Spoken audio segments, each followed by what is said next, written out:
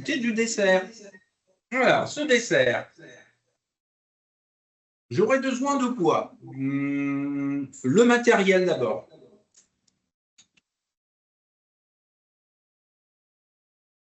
Je vais vous faire prendre. Tout le monde est en phase? Si tout le monde est en phase, ça me va. Je débarrasse tout ce dont je n'ai pas besoin. Avoir un endroit propre pour travailler, c'est le gage de sécurité sanitaire. Alors, je vais chercher les ingrédients. Les ingrédients, les voici. On va leur donner la priorité ici, pendant que tout est en train de cuire.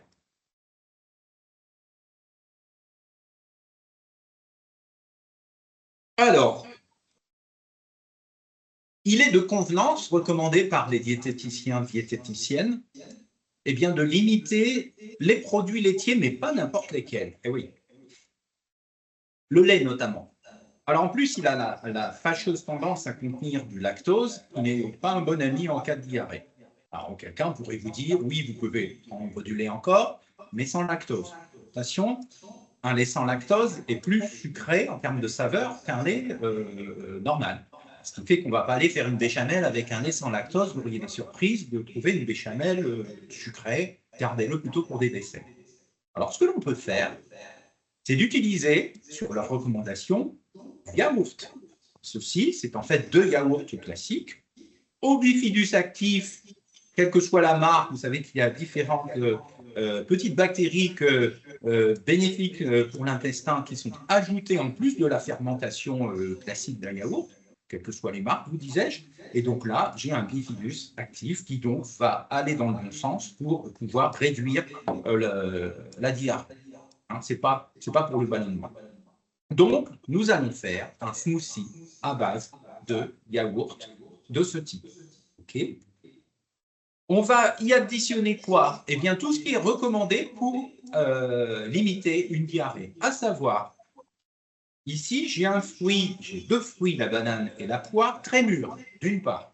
Pourquoi? Parce que plus elles sont mûres, plus en fait les amidons de ces fruits, qui en contiennent beaucoup, surtout la banane, vont être digestibles et jouer ce rôle que j'attends, qui est donc de gonfler avec l'eau qui est dans l'intestin en surnombre et de pouvoir limiter donc la part aqueuse pour avoir quelque chose de plus structuré et des selles qui redeviennent quasi normales. La banane est très mûre, on le voit à quoi? Regardez, elle est tigrée. Une banane verte n'est absolument pas mûre. Alors là, je vous déconseille d'en utiliser pour la problématique d'aujourd'hui, d'une part. Et dès qu'elle est jaune, elle est déjà plus digérable. Et lorsqu'elle est tigrée comme ceci, elle est parfaite pour une digestion vraiment totale. C'est parfait. Une demi-banane suffira, vous allez voir, parce que justement, elle va texturer mon smoothie et être tout à fait intéressante. La poire, regardez, elle est déjà abîmée à rien de la poser sur un plateau comme ceci. Pourquoi? Parce qu'elle est bien mûre. Et elle, on va quand même la cuire, parce que les fibres insolubles qu'il y a quand même dans une poire peuvent, lors d'une cuisson, comme certains coulis de fruits rouges intéressants pour stopper la diarrhée, comme le cassis, si on les cuit, il n'y aura pas de problème. La pomme, par exemple, pour des compotes également. Ben là, c'est pareil, on va utiliser la poire pour ces vertus-là, et on va tout simplement la couper en petits morceaux. On va la cuire, ou au micro-ondes, ou dans une casserole, si vous avez de la place encore sur le feu. Et puis, on va venir additionner tout cela dans un petit saladier ou un contenant. Je préfère un contenant un peu haut, tel que celui-ci, parce qu'on va venir mixer l'ensemble de tout cela, et là, ça va être intéressant. Donc, mixer, alors attendez, ne sortez pas de matériel à laver trop, parce que laver, c'est toujours pour nous, de laver, c'est fatigant. Donc, le bon vieux mixeur plongeant qui est ici va permettre de faire l'affaire très rapidement et sans avoir à dépenser beaucoup d'énergie. Alors, on continue avec le dessert cette fois-ci, si nous sommes en phase. L'idée, c'est que l'on va venir faire un smoothie. Un smoothie, c'est fort simple. Le principe, vous le savez, un pot plutôt haut avec un mixeur plongeant. Nous allons donc cuire les fruits qui le nécessitent, à savoir la poire. On va d'abord la peler, et puis on viendra y ajouter des principes actifs qui sont aussi dépuratifs, à savoir la cardamome, La cardamome, vous la connaissez? Regardez, c'est cette gousse qui, à l'intérieur, contient des petits grains. Et les petits grains peuvent être réduits en poudre et devenir ceci que nous allons utiliser. Voilà, la cardamome. Nous allons utiliser le gingembre qui a également des vertus dépuratives et antidiarrhéiques montrées par la littérature. Du sucre, mais pas trop, parce qu'attention, le sucre est un mauvais ami, si l'on en met trop, bien sûr, par rapport à la diarrhée. Mais je n'ai pas pris n'importe quel sucre. J'ai pris un sucre qui va permettre de quoi faire. Pas forcément que de sucrer. Celui-ci, ce n'est pas sa vocation. Je vous ai suggéré d'acheter le moins cher des sucres de la gamme de sucres qui m'intéresse, à savoir les sucres qui contiennent autant de sucre que de matières organiques, que sont finalement des résidus de mélasse, qui sont donc le fruit du process de fabrication de sucre, et cette mélasse contient du potassium et contient du magnésium. Or, en cas de diarrhée, l'on perd bien sûr beaucoup d'eau, donc il faut boire beaucoup, c'est tout l'intérêt d'ailleurs du smoothie qui va apporter un volume hydrique, chose que n'apporte pas l'entrée et le plat pour aujourd'hui. Et donc ce volume hydrique également est accompagné dans le corps par une fuite de micronutriments. Et les micronutriments, mais j'en trouve effectivement dans ce sucre. Donc ce n'est pas inintéressant du tout. Alors le sucre de fleur de coco, pourquoi? Parce que c'est le moins cher et qu'il présente tous les intérêts dont je vous parle, mais on pourrait aller sur d'autres sucres comme la vergeoise. On pourrait aller sur le rapadura, on pourrait aller sur le mascovado ou bado selon le pays, mais sauf quand même que c'est beaucoup plus cher. Donc autant aller au moins cher pour le même résultat. Alors, ce que je vais faire, je vais préparer, je vais les mettre de côté, parce qu'elle n'est pas. On va s'occuper aussi avec un couteau propre de la banane, une moitié, disais-je, va me suffire très probablement. Si cela manquait en cours de route, on en rajouterait, tout simplement.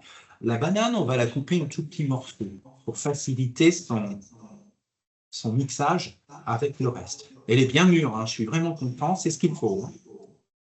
D'abord, pour obtenir une texture smoothie, alors j'y vais franchement avec mon couteau. Hein. Hop, on va faire comme ceci. Ensuite, on va s'occuper de la poire. J'aurais peut-être même dû commencer par ça. On va commencer à retirer la peau. Alors, soit on le fait au couteau, elle est bien mûre, il n'y a pas de problème. Petite astuce, peut-être la connaissez-vous si vous êtes habitué du site internet vite fait bien fait. Regardez. Hop, cette poire a été bien évidemment largement lavée. On utilise un épluche légumes, un épluche tomate, mais qui ne fait pas heureusement que les tomates. Et donc, cette épluche tomate va permettre de faire une peau fine. Qui dit peau fine dit surtout de laisser de la matière de poire sur la poire, parce qu'un économe, malheureusement, va retirer trop d'épaisseur du fruit.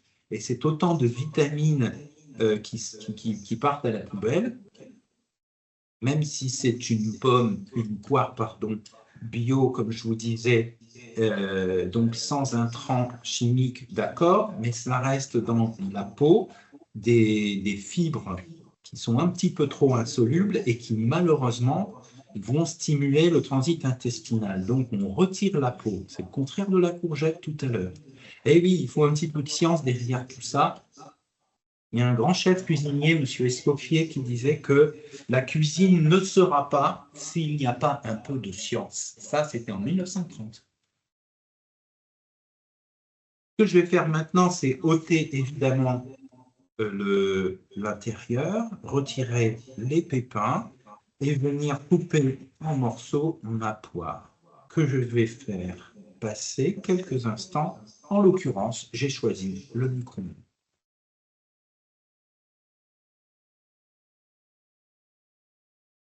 Ça permet de casser les fibres dont je ne veux pas, que sont les fibres insolubles.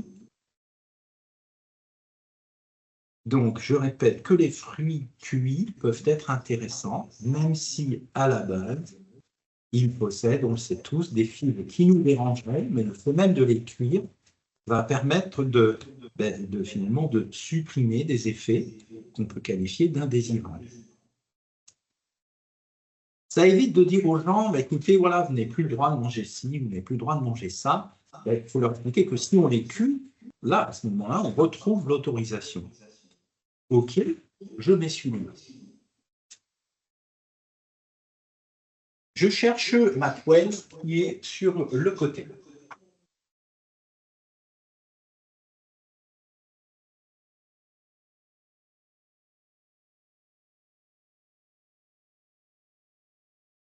Poêle que je vais mettre à chauffer. Pour... Et non, on avait des micro-ondes. Allez, j'ai des micro-ondes, alors ce sera un micro-ondes. C'est pas plus mal, cette poêle fait un bruit qui n'est pas intéressant pour nous tous qui nous écoutez. On avait des micro-ondes, alors c'est parti pour le micro-ondes, bien sûr. Si vous êtes prêts pour le micro-ondes, ce sera le micro-ondes. Mais ça peut être un petit aller-retour sur la poêle, aucun problème. C'est parti, pourquoi? Allez, 1 minute, 2 minutes au micro-ondes. Combien de watts me demande-t-on? Eh bien, c'est tout simple. Lorsque l'on cuit des légumes ou des fruits, quelle que soit la recette, pleine puissance, 750, 800, 900 watts, pleine puissance, pendant le temps nécessaire pour que la matière soit cuite. Si l'on cuit du poisson ou de la viande, sachant que la viande rouge n'est pas idéale à cuire au micro-ondes, on l'oublie, donc de la viande blanche, eh bien, on va mettre demi-puissance de son micro-ondes, d'accord, 350, 400, 450 watts, et pendant le temps nécessaire au type de cuisson que l'on veut, d'accord.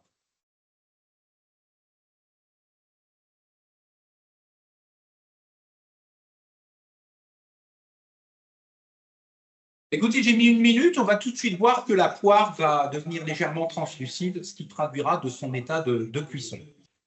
Alors, ce qu'on va faire pendant ce temps, la banane est à mettre dans le pot qui va servir à mixer. D'accord. On va tout de suite mettre des épices avec une cuillère propre.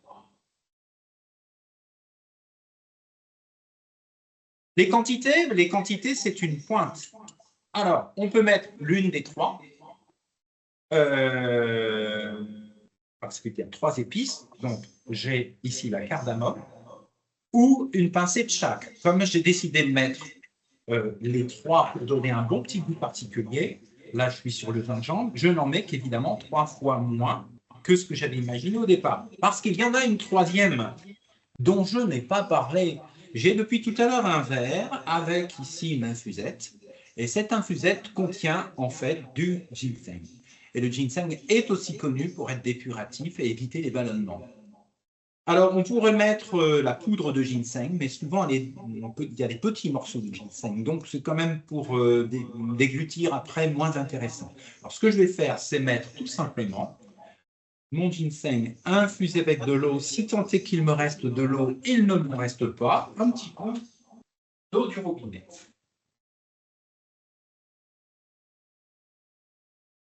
Et donc, je vais mettre à chauffer cette eau au micro-ondes et j'aurai tout simplement une infusion de ginseng. Alors, ce que je vais faire, c'est mettre moins d'eau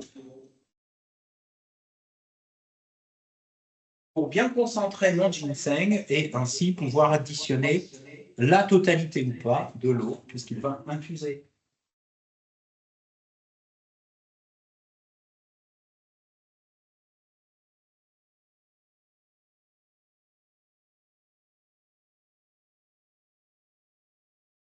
Quant à ma poire, elle est largement cuite. Elle est fumante.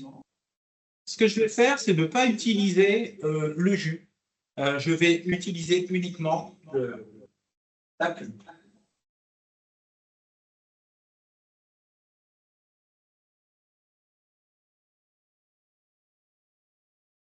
En la cuisant, je répète que nous avons perdu tout le côté négatif que pourraient avoir les fibres insolubles. Et au contraire, la poire est connue pour contrecarrer une diarrhée. Les épices sont à l'intérieur. J'y ajoute le sucre, ni trop ni trop peu. C'est en fonction de votre goût. J'ai là l'occasion d'apporter des minéraux. Si je mixe maintenant, je vais avoir des tours, parce que la banane est très compacte. Il faut déjà ajouter du yaourt.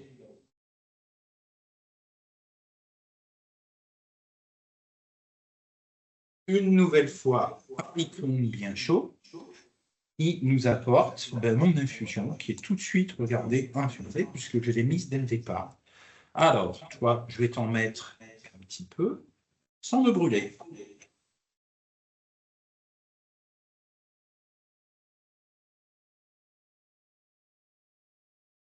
Le ginseng qui donne une bonne petite saveur intéressante. Et puis ben là, je vais mettre la totalité de mon yaourt au bifidus. Je rappelle que dans le yaourt, il n'y a pas de lactose. C'est intéressant puisque mais oui, la fermentation même induite par le ferment, en plus du bifidus, a fait que les bactéries, puisque c'est une fermentation bactérienne, hein, a digéré le lactose. Ce qui fait que c'est tout à fait intéressant dans notre problématique du jour. Mais écoutez, j'ose espérer que la texture est la bonne. Au besoin, on rajouterait un petit peu de liquide pour avoir quelque chose à consistance d'un smoothie. Je vérifie que voilà, je vérifie que j'ai assez de fil pour pouvoir travailler. Je vais faire un petit peu de bruit, je suis désolé, mais vous aussi, on va plus s'entendre.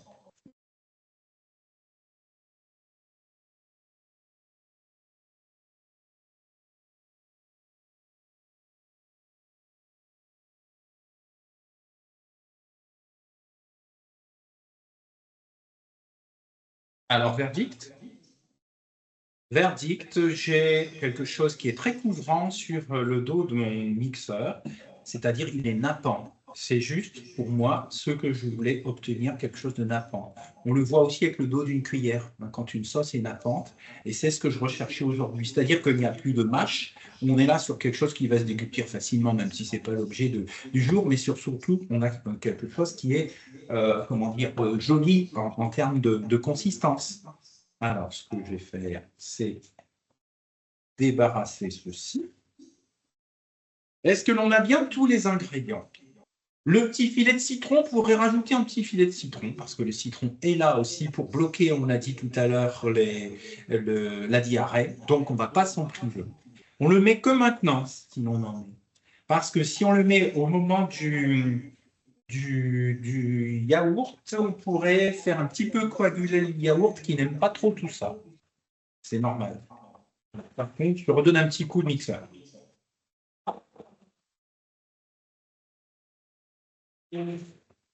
Le citron, c'est à convenance de ce que vous aimez, hein. C'est vous qui gérez. Vous voyez, vous êtes deux à manger. Renseignez-vous de ce qu'aime l'autre.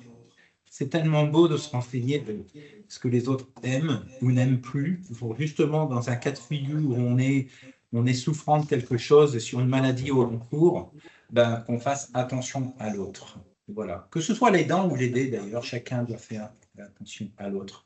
Je prends une cuillère propre et regardez, voilà, c'est couvrant. On a quelque chose qui est vraiment de l'ordre du smoothie que vous connaissez toutes et tous. Et en plus, c'est bon. Eh bien, vous savez, mesdames, que nous allons terminer de travailler ensemble, tout au moins cette première partie de cuisiner ensemble. J'espère avoir été clair, pas trop rapide et ne pas avoir démultiplié la vaisselle à faire de manière à ce qu'ensuite on regrette d'avoir voulu cuisiner. Je ne pense pas, puisqu'en fait, toutes ces recettes ont été justement pensées avec les malades, pour pouvoir accéder à toutes les problématiques techniques, plaisir et santé que ces recettes permettent. Je vais plutôt vous laisser la parole. Peut-être que les gens de l'Institut de cancérologie de l'Ouest veulent aussi, soit en amphithéâtre, puisque je rappelle que nous sommes connectés dans deux salles, en plus d'être avec vous à domicile. Si vous avez des questions, n'hésitez pas à les formuler dans le forum de chat. Je vous l'ai dit tout à l'heure que je suis entouré de deux personnes qui nous ont aidés à fabriquer cette séance avec votre partenaire et nous sommes prêts à répondre à vos questions en espérant avoir les réponses. Merci beaucoup, Philippe. Là, pour l'instant, il n'y a pas de questions dans le chat, mais n'hésitez pas s'il Les y en a. personnes n'ont peut-être pas tout à fait fini parce que je ne peux pas voir tout le monde, hein, c'est toujours un exercice particulier. Plus on a de monde, moins on se voit.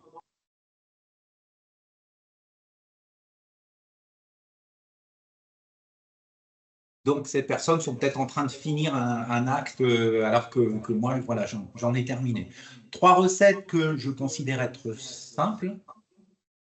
Hydratation, des amidons permettant de créer du volume dans l'intestin pour en ralentir le transit et surtout créer du volume pour créer de la masse, donc d'éviter cette eau que l'on est en train de perdre et qui est très difficile à gérer. Utiliser des micronutriments intéressants contenus dans des aliments tout à fait normaux sans monter dans les tours d'acheter des choses chères le nom du bout du monde. Utiliser des techniques de cuisine simples, rapides, nécessitant peu de matériel. Imaginez des trucs et astuces qui permettent justement, en concentrant des cuissons, d'éviter de perdre des nutriments qui existent dans un aliment et de dire c'est dommage, je ne les utilise pas à bon compte, alors que là, nous l'avons fait.